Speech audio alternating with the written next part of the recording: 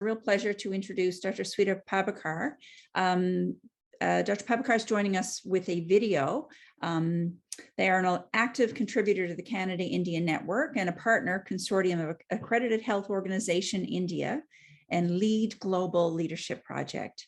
She's also Head Quality Fortis Hospital in India. Welcome. Hello, friends. I am Dr. Shweta Prabhakar and I'm from India and wishing you good health and happiness and greetings from India. Whichever location you are across the world, good morning, good evening, namaste. So today I've got the privilege to be amongst the eminent speakers and be a part of this wonderful conference on women's health and leadership. So I would first like to thank you, Dr. Garg, and thank the CINI and GAPIO for inviting me and be amongst some of the wonderful speakers. So my topic is women's health, desirable or essential. It's an important point to ponder. Along with this, I would also just touch upon some of the leadership challenges and some of the examples how we can overcome these challenges or just a way forward. So let us begin with a wonderful thought from Bhagvad Gita. Now, this is the kind of extract which talks about that a body is like an upside down tree, where the mind is a root and the body is like branches. It's a wonderful concept. And so what we need to do is we need to nurture our roots. And how are we going to be doing it? That's a very important question. So we have been reading about the WHO definition of health. Now, health they talk about is that it's a state of complete physical, mental, and social well-being. And just not, we think about it's just an absence of disease or any infirmity. So what the concept is, it's grown from health, it is grown to a wellness concept. Now in the wellness, the components, various other components which has been added. And it is very, very interesting because we don't talk about, because these components has an impact on the physical health, the mental health, and the social health, which is being defined as health. So the wellness component encompasses the financial aspects, the spiritual aspects, even the person's sexual needs, and the environmental aspect. How the environment is impacting our health. How is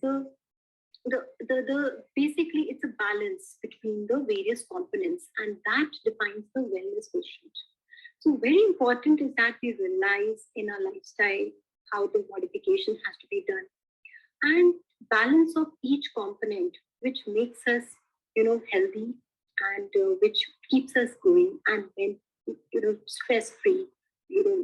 That's what we are, want to achieve. And I'm sure with this, with the topics which have been laid out, it would definitely touch upon various other aspects, how you want to grow, into a, well-being, how you want to grow as a person who is more focused on the wellness concept, just not only disease-free, body. So you need to have a healthy and a healthy living. So let's talk about this some very interesting thing. This is the women's health. It's a desirable or an essential. So this thing came up in my mind that as a woman, I also feel sometimes as a wife, as a mother, we're looking after the household. There are different aspects which are related to it.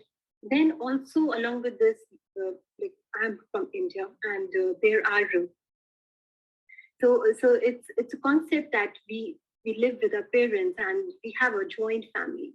So that looking after them, taking care of them is also our responsibility, and that's also an added responsibility. So our health gets on the sidetrack. So this is important to understand that where to draw a line and understand that your health is also important. along with this, if the women is a professional, so other multitasking roles come into play, and you have a never say attitude, like, never say no attitude. And with this, so this is interesting concept is that you don't say no and you don't delegate. You don't delegate, and then you know, like, keep on overthinking about, how to make it more, better, or perfectionist attitude. And then with the task of completing it yourself, or that commitment, you don't let it go. And these all things keep on piling with an added responsibilities, and the health, women's health, is taken as a just not an essential, so just taken on the sidetrack, and this gets neglected. So from today onwards, I would, urge that every woman should have that's some self-assessment to herself, that what is more important, how to prioritize your own self, own well-being, and the activities which you have, chalked out, what all you need to, take it forward and prioritize what is. So priority is very, very important. Along with this, the time management. So keep on doing things, and analyze it. It's not applicable to everyone, but yes, it is. You should think about, taking it as an essential component. Your health is an essential component. So this is a woman. This picture, speaks 1,000 words. So today, woman is actually juggling between various roles. So we discussed about, she is a homemaker. She's she's in the office, and a leadership roles, and also doing, coordinating, collaborating, and having meetings, the boss lady. And also she's a mother. She takes care of small things at home, and everything has to be perfect for her. So this is important, that how to manage in between the roles, the time, and your health is how to give time to your health. So think about it, that it should not be neglected, right? So just to summarize, the women, she can be in the management, of patients. She can be in various roles which is listed here, or it can be you. So don't forget that you are important to yourself, and you can you have to take care of yourself.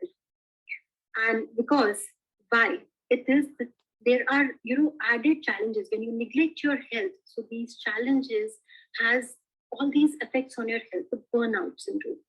So the burnout syndrome would, I personally have felt there's sometimes you just quite too burdened with so many things happening at one given point of time. So then that burnout, it really depletes your energy.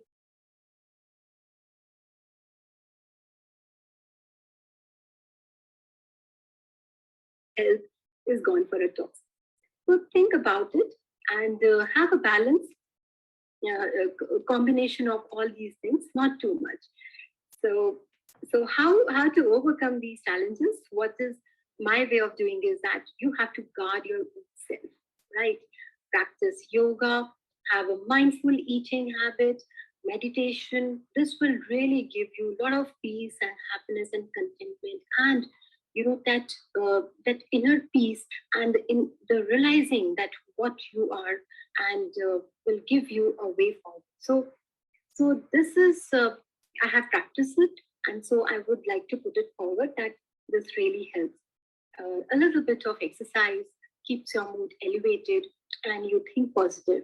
Mindful eating is a wonderful concept I recently learned, and how to every time when you take food, a bite, you must enjoy how tasteful it is, what type of energy it is giving you, and always try to have fresh food from the source. And so these are small things which really adds up to your health and your well-being.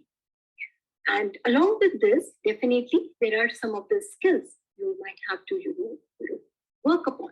So do that. It's always good to be in the, realize that yes, it's a learning mode is on.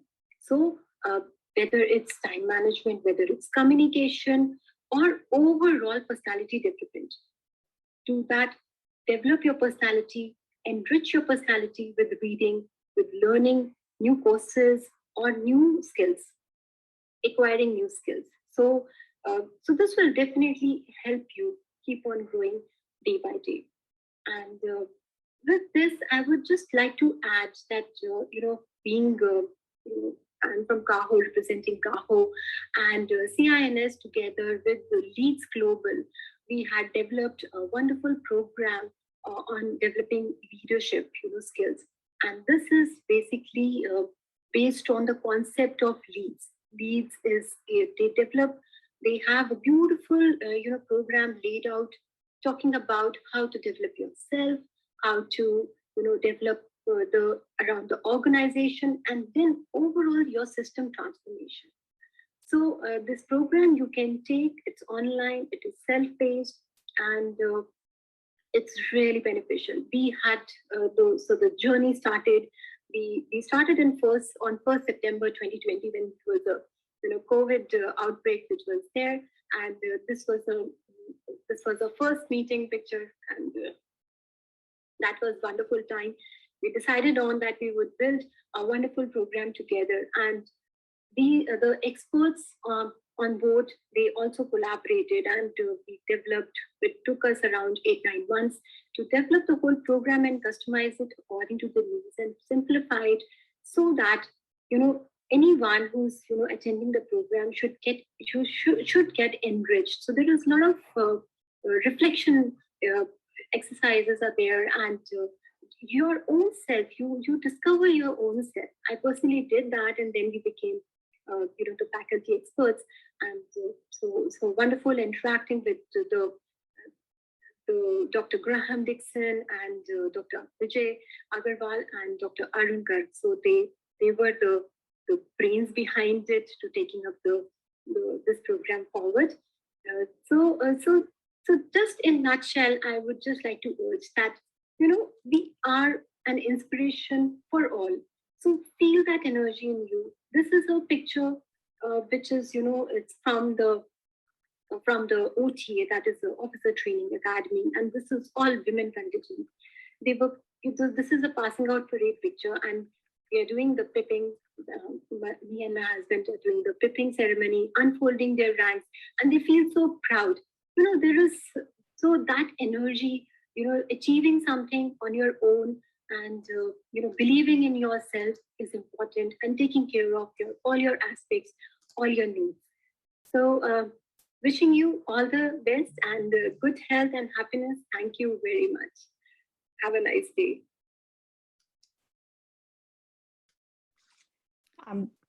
That was wonderful. And I have to say, that really resonated with me, because I, on the break, just ran down to talk to teenagers still in their pajamas and to prompt them to clean the kitchen. So I really do appreciate Dr. Shweta's insights into how much we're always trying to do too much.